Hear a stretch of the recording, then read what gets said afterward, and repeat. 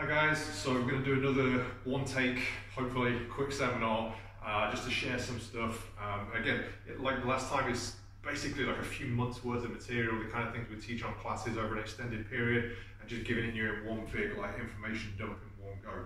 So we talked about the clinch before, we're going to go over the clinch again today. In this case, we're going to talk about the MMA clinch. All right, so we're going to go through some of the different aspects and principles and drills that we do for that. So first thing, we talked about reference points before. So we talked about the wrist and the inside of the elbow and the neck and under the armpit. When we're talking about MMA, it's basically going to be the neck and under the armpit. And the under the armpit, you're going to see, is going to be the main one. But they're going to be the two main reference points. So I usually start people off with pummeling drills that are based around that, and then put those together. If you can dominate control of the neck, you can dominate control of under the arm, then you're going to be able to do most of the stuff from the MMA clinch. Okay, so the first thing is going to be on the neck. So we're going to start off with a two collar tie. Okay, so it's a plum or a tie clinch. And what I'm doing is, if I was in here, I'm going to put my forearm in. Again, like we talked about on the single collar tie for wrestling, it's not about my hand being on the back of the neck. Sorry, my hands are freezing, so you said that well, Carl. It's about bringing my forearm in, elbow in towards the chest, and karate chopping his neck, and then the hand comes around the back. Okay, so unlike the clinch on the wrestling where it's here, it's going to be much higher up on the top of the head. And then we're going to do the same with the other side here. Okay, so this is going to be the tie clinch, palms facing, up near the top of the head, elbows in, and I'm going to be up on the balls of my feet here, like this, okay, nice and light. The way we're going to start with this, we normally do a few reps just lifting the head up, okay, like this, where he just warms his neck up, okay, not much weight on it at all, like this, okay. I usually say don't make eye contact because that will make it weird. And then once we've got this here, I really want to curl the head in. But in training, you sometimes might go a little bit looser, or sometimes even put the hands a little bit lower, because especially if you're doing a lot of wrestling, a lot of MMA, a lot of jiu-jitsu, the neck's going to get just hammered all the time. And this does really take its toll on the neck. So until you've built up some strength with your neck, you kind of want to go a little bit easy with this. But the first thing we're going to do is a pummeling drill on the neck. Okay, so we've both got the one hand on the neck. So he's got one hand on mine here, and I'm shrugging my shoulders and keeping my head up. I'm going to make a little turtleneck like this. Okay, now. You'll see a lot of guys go into this position when they're wrestling, the collar and elbow. I fucking hate it, we don't do that. So we keep our heads up, elbows in. He's going to take one hand inside, and I'm going to do the same, and we're swimming in. And this is both looking for inside control. Got to be a little bit careful of this straight arm here, because that lets me get underneath. So you want to keep that elbow slightly down. So he swims it in. Yeah, he's got that elbow into my body, and I do the same to him here, and then we just start swimming in, okay? So this is kind of the attack and the defense working in. So this is the first pummeling drill. Obviously, if you've got both in nice and tight, you do have to have options here. Okay, you do have to have options. My main one here is I reach on the opposite side of my head, so my head's on this side, I reach to this side, and I pull. As I pull on his ear, I drive my shoulder towards his face there.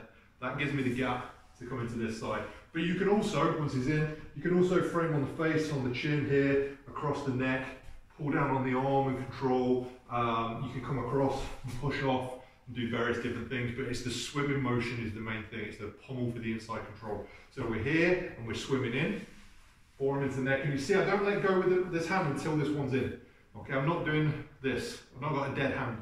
One's on the head, one's on the inside. Here, one's on the head, one's on the inside, like this. So that's the first thing, is pummeling for inside control of the neck, because if he has control of my head and I'm on the outside, okay, what are the chances of me near him in the head? Pretty low. Him near me, it's going to be a lot easier, okay? And obviously I'm carrying all his weight, and my head's pulled down, he can pull me down to guillotine and snap me down to the ground, and I'm fighting from the outside, okay? So we're looking for that inside control. Then the next one's on the body, so with the over and under, this is going to be the main clinch for your MMA, okay? If you're not working this, then you're not going to be training MMA, because this is the main clinch position that you need to go. The majority of fights you'll ever see, this will happen.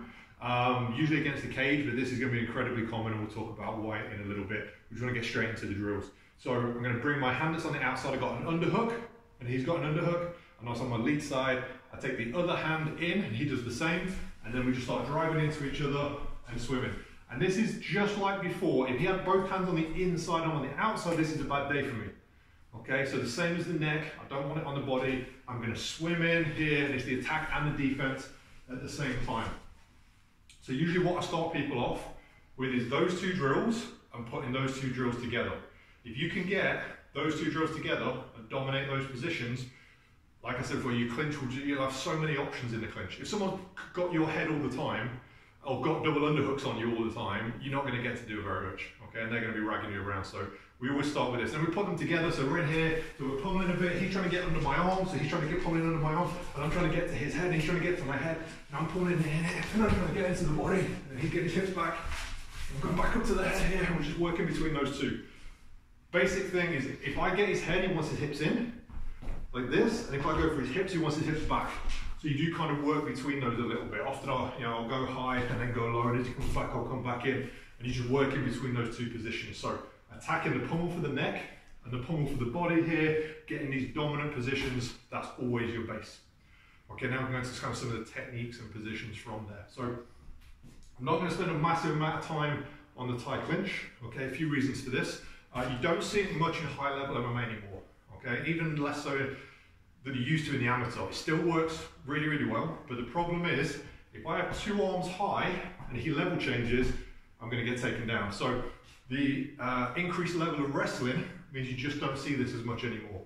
Okay, I still think if you spend time doing this, it's going to be incredibly dominant. Also in amateur MMA, you can't knee the head as well. So if you're going for this, you can't knee him in the head, which is going to be one of your main attacks, and he can level change, and you've got all you've got is your elbows here to stop him. It's kind of risky. So you don't see people do it as much. Obviously, if you're taller than your opponent, dead easy. As he comes in, boom, you just grab his head, and you can start kneeing him in the body and ragging him around. But you don't see it as much, but I still think it's really, really good. It's much more for Thai, but you still use it in MMA. So I've got two hands on the head. I bring the head in, I put my weight on him here, and obviously the first thing you do when you put your hands on someone's head, same as wrestling, is you move his head. Okay, I'm not going to be nasty with him today, but you'll be pushing and pulling and snapping his head. You know, you're going to be like twisting his head to the side to knee him. You're going to be ragging him around, spinning him around to throw stuff. You're going to be moving that head as soon as you get hold of it. Okay, so two hands on the head. I start moving him around. I'll be kneeing into the leg. I'll be kneeing into the body, kneeing up to the head. Okay, you know, coming around into the body to the side. Just attacking all the time from here, moving him, kneeing, moving him, kneeing. And obviously, if I hit him in the body and his head goes back at all, there's always a chance to snap him down, start attacking the neck and doing stuff from there too. I'll bring him down to like a front headlock position. One of my favourite things here, which I got from one of my first instructors, Jeff Thompson, was a good knee to the body, and then you fake the knee to the body and pull the head down, and then go into the front headlock.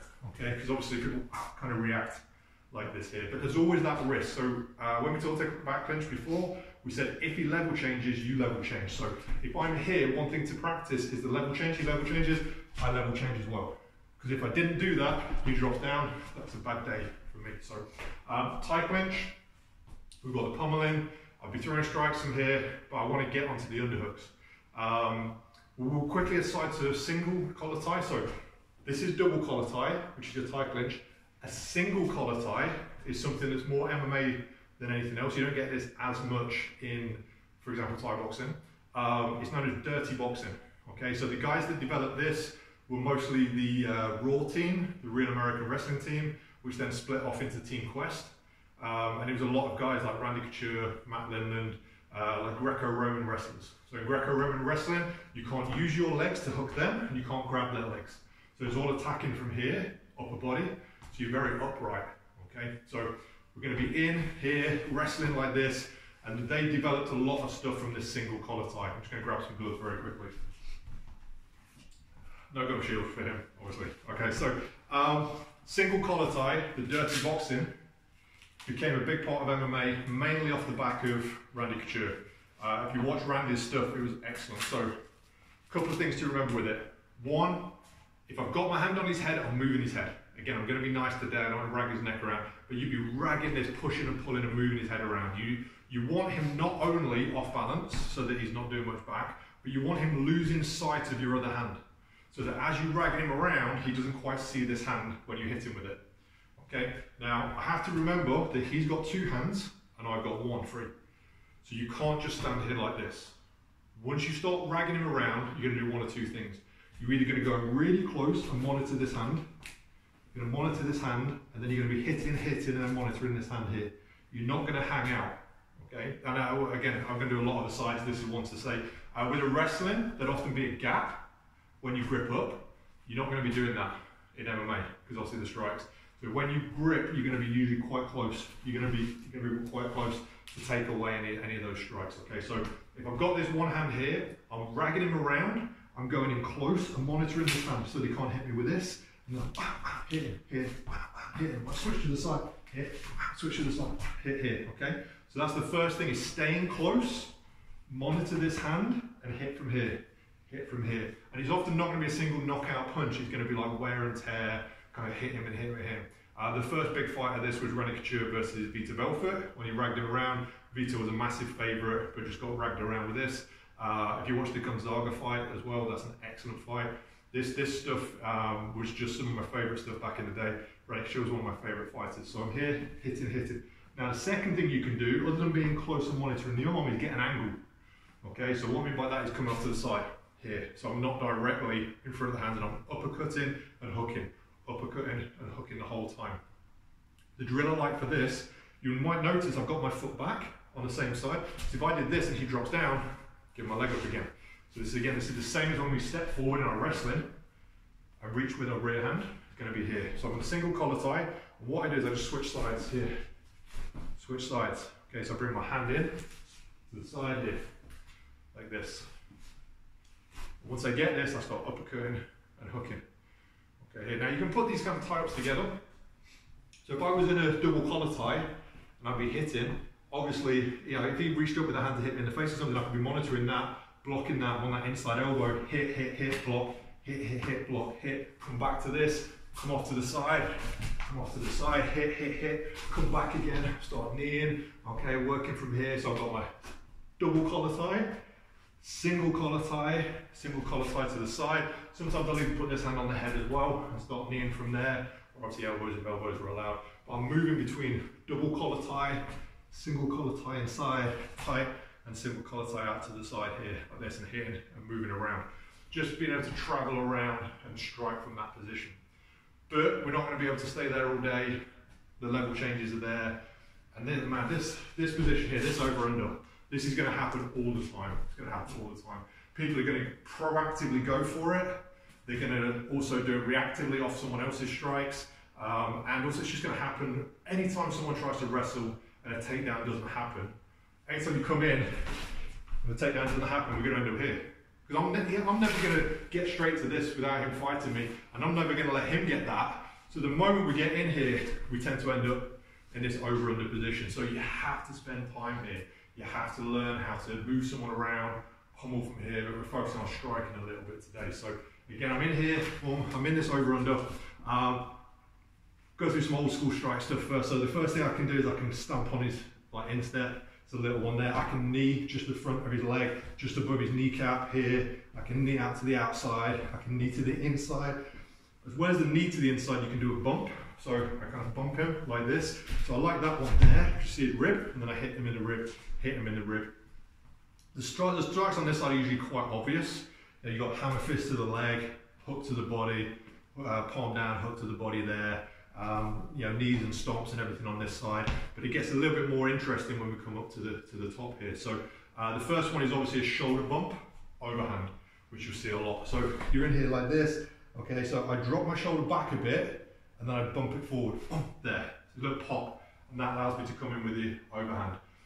It can be a forearm shot. I wouldn't say an elbow that much, because if you miss the elbow they get behind you, but a big forearm shot here, I can just crash it in. And then usually I'll come underneath. Okay, I mentioned Randy Couture earlier. If you watch some of Randy's combinations, they're just insane. They're just insane. There's lots of stuff of like punch, underhook, bring it out, hit, underhook again, hit, pummel in, come out, hit. It's just like using these underhooks and collar ties and just going between them and manipulating the body, ragging people around is amazing to watch. It is amazing to watch. Okay, so hitting on this side, bumping, hitting over the top, that's going to be a big one.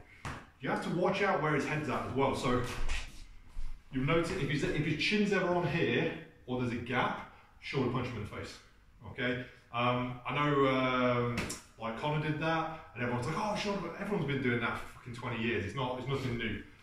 So if there's any gap here, I can smash my shoulder into the face, or I can lift the chin up there to get that shot over the top. A favourite of mine is they often turn away and put their head on the bicep, so you can't get that shoulder in. So I take my hand, right hand, put it on the head and turn my hips, and just knee this way, knee this way. There was a fight many years ago where a fighter reached underneath and grabbed the hand and pulled it in and threw a knee from there. And once you start playing with these positions, like I had a student once who always took the overhook here and then reached through and pulled the arm in like that. As a judo guy, I used to throw from there as well and hit from there and hit from there. It's a horrible position to be in. So again, this over under with pummeling, and obviously I'll be doing all my wrestling as well, but anytime I get a chance to hit, I'm going to my body lock, or can I just work him over a little bit, hit the body. I'm always going to be trying to put stuff together there, keep chipping away. Again, it's not going to be one big knockout shot, it's kind of catching him in little stuff.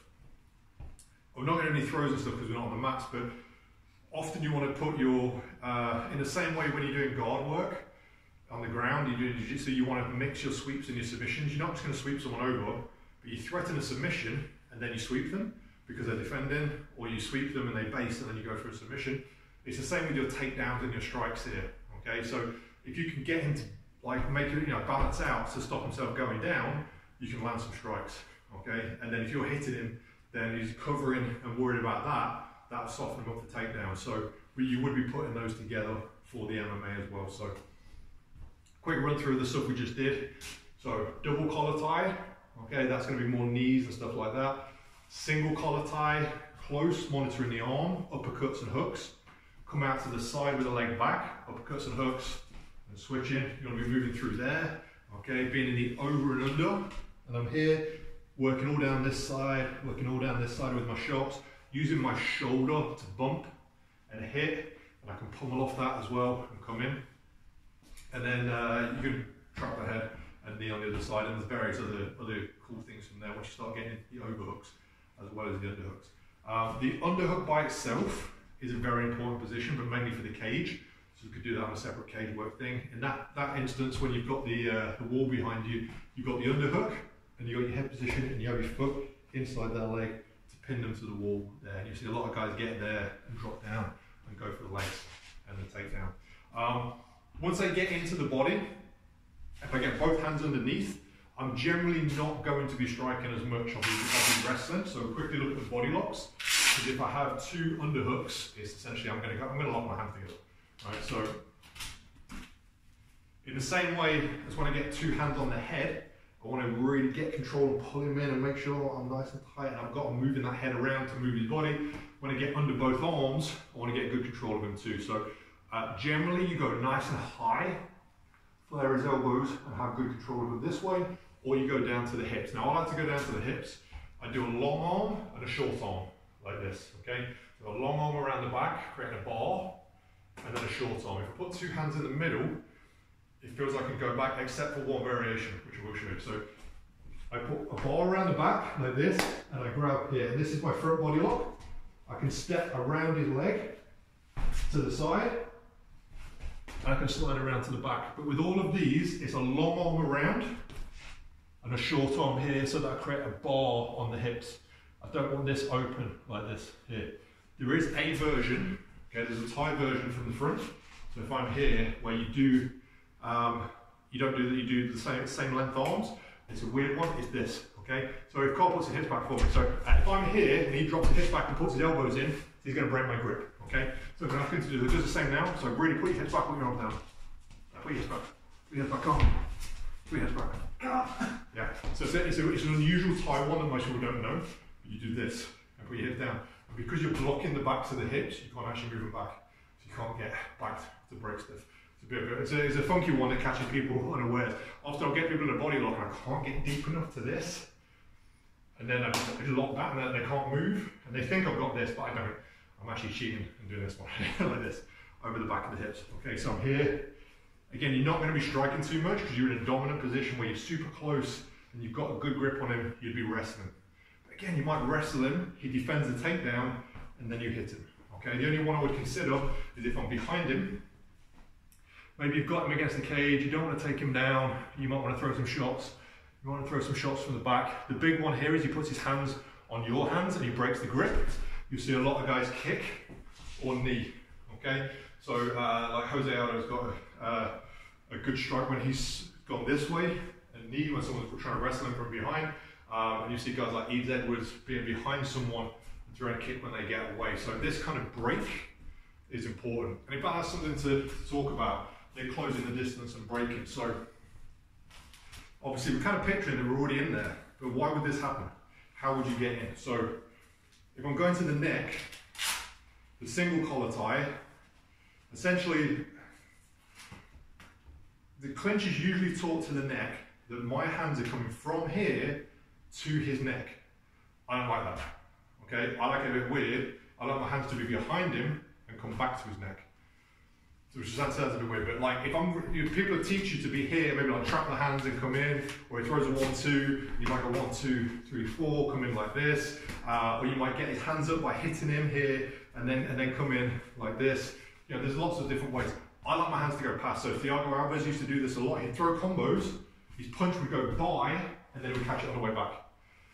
If you watch Randy Couture would punch, throw a hook, leave it, and pull it back in. So even if he hit the face, he would just leave it there and just go and hook on. So I like my hands to come in from here to his head. Rather than reach this way, I'd rather throw a punch pass or punch in and then catch from there, okay? Obviously sometimes this might come on the defense, so he goes to grab me and you get a hand in, or you get a hand in and now you're in the clinch. Obviously you could move your head off their punches and level change and kind of get in. It happens off takedowns, it happens off one side gets the better of someone else and then they get in. What I usually try and get people to do if they really can't get in, if they really want to clinch, and they're like, you know, you need like fallback plan sometime. You know, you need something if everything's going wrong. What I usually get people to do, hands on the head, put one of your shoulders in their chest. Sounds stupid, but if I'm here, my hands are here, if I drive in and my shoulders in, I'm in my body lock, okay? If I drive and put my other shoulder in here, I'm in my single leg, I'm in my body lock. So like, if everything's going wrong, hit, hands on your head, level change, put a shoulder in here, and you're immediately going to get into some sort of clinch work. It's much better than reaching out. So that's going to happen a lot. You're going to have to clinch, or it's just going to happen naturally. You're going to end up getting hold of each other and having to work each other over. But you also want to be breaking away. And unlike boxing, there's no clean breaks. So anytime you're in here, the moment you break, you fucking throw. You throw. Your hands come up and you throw. So if you're behind him and there's a break, you hit. If you're in front of him and there's a break, you hit. Same like with this as well. A lot of people get here, they let go. I just need him in the face probably. He's pretty pissed off. So if I'm here, I'm going to be hitting on the way out, or I'm going to be like spinning him off and like kicking him in the head or something from there. So I'm always striking on that break. So overall for MMA Clinch, and this is offense not defense obviously, we're talking about controlling the head, controlling under the arms, which is going to be the big one, especially off takedown defense. He goes to grab my legs, this stuff's going to happen a lot. I'm going to end up in that underhook, I'm going to end up on this head, I'm going to be hitting from here, getting in, pummeling from there. But I'm going to strike from one collar tie, I'm going to strike from two collar ties, I'm going to strike from over-under, single over, all big subjects in and of themselves, and I'm going to mix the wrestling with the striking. So that's a quick look at the MMA Clinch. So again, if he's got his hands up, so I'm looking to throw stuff to get in and make contact. Okay, so I'm monitoring the hand as well. Once I'm in here, my head's in close, I'm hitting, I'm monitoring the arm, I'm switching, I'm hitting, I'm pulling my underhook in, I'm hitting from here, I'm getting in. He's going to be wrestling these underhooks as well. He's going to get in, I'm hitting, I'm bumping and hitting, I'm getting in. Okay, I'm just working these positions, putting them all together, hit, wrestle, for that MMA Clinch. Alright, cheers guys. Cool. It's alright? That was really good, yeah, that's great. I have no idea how long we talked. I hope that all filmed. 25 minutes.